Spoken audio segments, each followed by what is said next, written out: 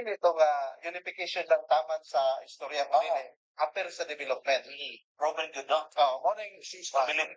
kaya para mga katauhan, makita rin kita mo.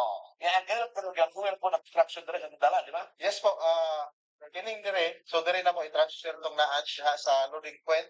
Among ibalhin dire kaya nakita po na mo sa disaster dili po na sa bukid nga mamuyo sa diya. Gawas nga dili ilahan ko na. Apan bak dire sila mo sa sila mo. Dili maghimo Dire mga kuan kanang hinahinay nga para lahat na po yan. Actually nasugda naman gani dire murag kung wala ko masayop unong nakabok ang under construction. So gawas karon sa depili na ba kay na itong mga lugar na ko. Sino ko ta po sama ini. Actually na natay So, mga under construction na sa barangay Dipurihan, Korean. barangay Matinaw, kumana Dito, nito no? ato dayon ako rin sa mga barangay kay para katong giingon ako nga kita gid ang tinuod nga empowerment. Sir, basta ko na. Sir, naulahin ni gamay sir. Unsa gay ni dire sir? Satellite office na mo sa Visio para Issue. Bayog Subanin United Tribal Leaders Incorporated. Okay. Dili basta ko no, tanawag mga igsuna. Edward ko ani. Moderno kayo nga sa dipurihan ni no. So sa Dipurihan o sa Barangay Matinaw under construction pa, pero dili ito ingani kay specific naman lang to para sa isa ka barangay. Gawas sa katong plano ninyo na Gawas nga mga puro-puro. Gawas na to. Dili siya puro tribal hall sa per barangay. Itawag na mo na sa mga barangay hall. Pinuboy ka. Yes sir, kay nakita na mo nagkadaghan na po ang population sa buwang kulturang Subanen.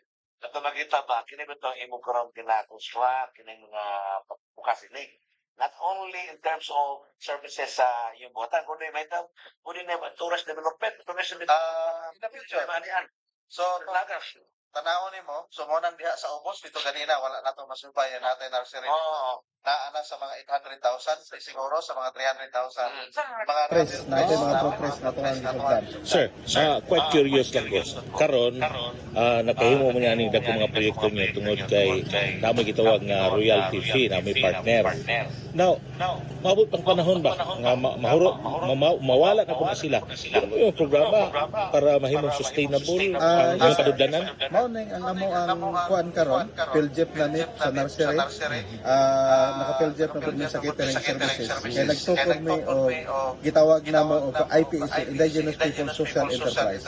Kung baga sa Pikas bahin, negosyo dayon sa Pikas, so dito ang among social services. Kay para ma-sustain na mo. Actually ginatanaw na mo. After sa royalty fee, kasi asa mi pa long kay lisod kaning mga building na mo mismo manilhig wala na. So usay mo sustain, so ginatanaw na namo ang posible. Karon pa lang na. So, other blessing, achievement mo. Congratulations. Thank you. Salamat kayo. Okay. Salamat.